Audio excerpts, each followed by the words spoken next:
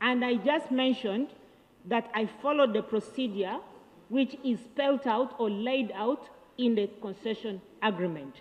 And Honorable Tinka Kasimire is drafting the agreement drafting. the same as seeking for a legal opinion? No. If the law is in your hands, the agreement is spelled out. How you enter into the concession and how you terminate the concession. The proceedings are all written down.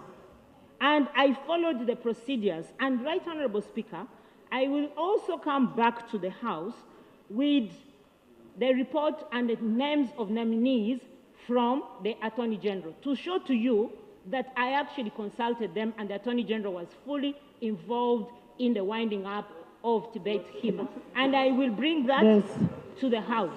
Thank you, There's a procedure matter. Thank you, Madam Speaker. 1st of October 2024, the Attorney General provided written response indicating the termination of the concession agreement was in accordance with the terms of the concession. Doesn't that imply that he was in agreement with the process?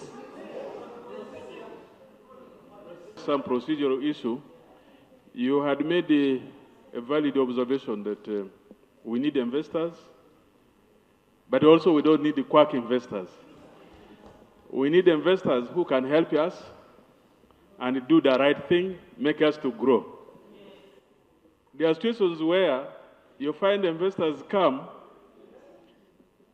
after exploiting our avenues of benefit, tax benefit. After 10 years, they change names, they change situations. Some say for us, this is not a lucrative venture. We want to close and go.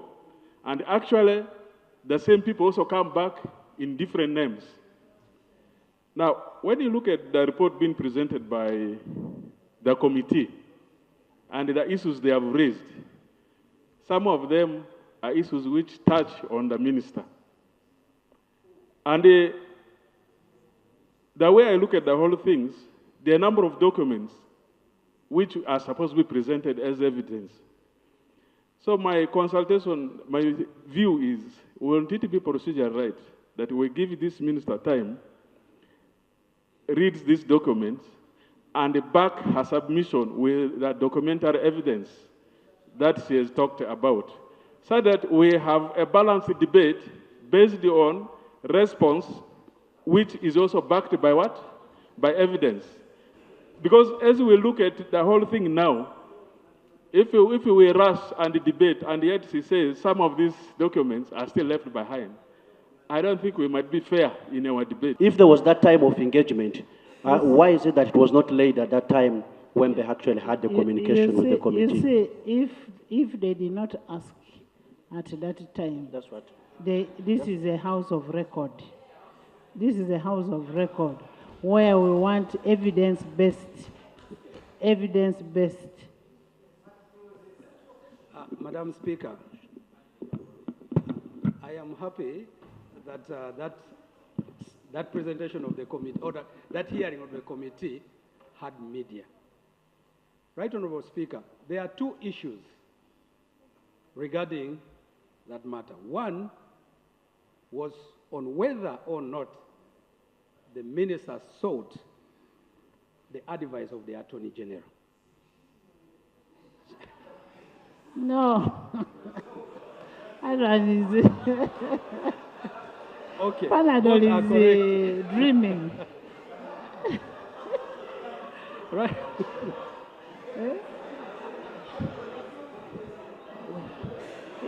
Can you continue? Continue. We are getting out of time. Right Honourable Speaker,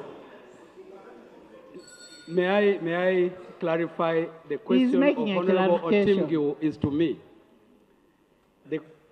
The committee asked the minister that question. And the Honourable Minister on that day said all the line ministers are aware. The Minister of Energy and the Attorney General are all aware of the actions she took. The Land Attorney General came on a different date, and we asked the same question. He said, I was not consulted, but in any case, the minister is not obligated to ask me. There are many things that go on in many ministries. Must each of the ministers keep asking me, Attorney General, should I do this? Attorney General. So she did not have to ask me. She didn't ask me. Number two, there was the issue, because there is the issue of evidence here. There was a second issue where the minister said that the president ordered them to terminate the concession.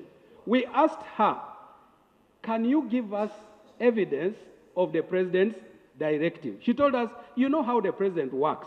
He calls people in a meeting, we're just in a meeting, and said, I'm tired of these people, terminate. I have members in my committee who can substantiate. I thank you. Madam Speaker, I speak as a citizen, and it really touched me so much and to the level of actually angering me.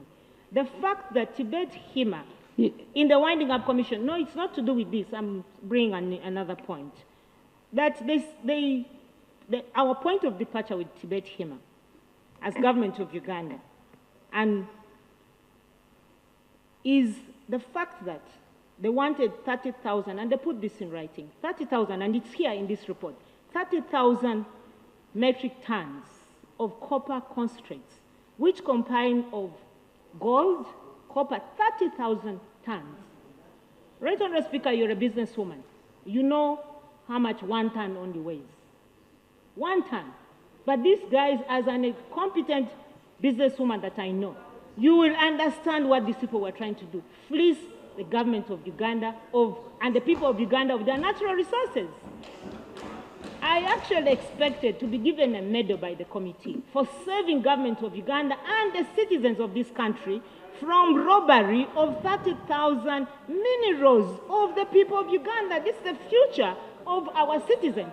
I came at a point. There's a clarification somebody wants. I came at a point. Thank you, Right Honourable Speaker. In the same spirit, Madam medal for saving Uganda. The report of the committee said, after rejecting the 30,000 they had requested, you didn't respond whether you were giving them 1 or 10 or 5. So we wanted to know from your office, which kilograms were you ready to give, and why didn't you give them the one you felt could be sufficient for them to do the testing? Right, Honourable Speaker. Right, Honourable Speaker, the Minister in charge of Energy and Minerals will tell you under our Mineral or Mining Act how much quantity is required to be taken out of the country as samples. And she would surely come to this House and respond. But the truth is, even because I don't want to do her job, she will respond and tell us the quantities. But to just answer him directly, Right Honourable Speaker, the committee make reference of the meetings and the intervention of General Salim Saleh. All these were meetings that we had in the office. And I held these meetings together with the President in State House, and the rejection and telling them that they cannot take 30,000 tons was done by not myself, but by the President of the Republic of Uganda, President Egaali-Anyonyole Museveni, in my presence and in the presence of the investors. So they cannot say we did not give them a feedback of whether they can take the 30,000 metric tons. Right, Honourable Speaker, 30,000. Right, Honourable Speaker,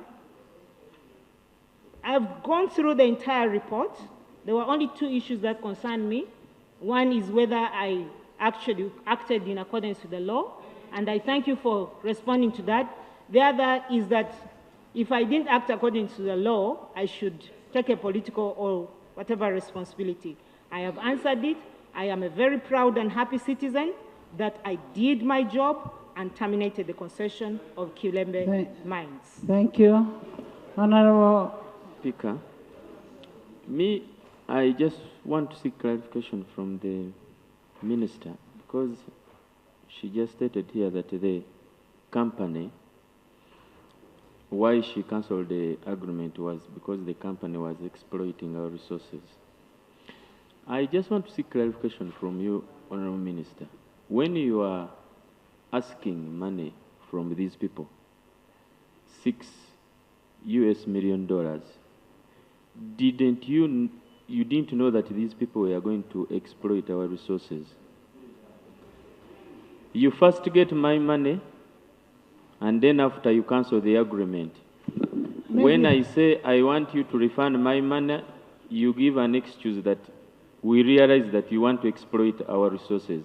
Why did you take their money when you knew that these people were going to exploit our resources? Or else, after discovering that these people were exploiting our resources, why didn't you refund their money? Maybe the question would be, what was the 6.6 billion meant for?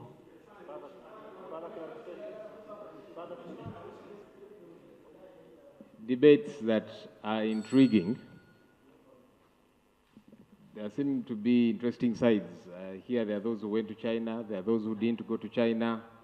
The minister is telling us she did a job good enough on behalf of the country. The committee is also saying they're working for the good of the country. The lawyer in me is intrigued by something on page 23 of the report. And this is a procedural issue that I'm raising.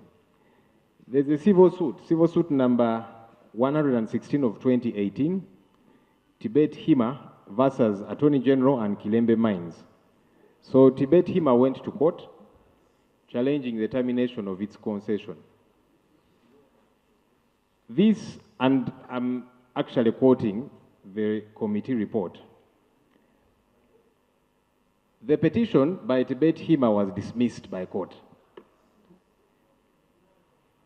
because they were challenging the termination of their concession, so it was dismissed on grounds that it should first be referred to arbitration. Procedurally, I'm interested.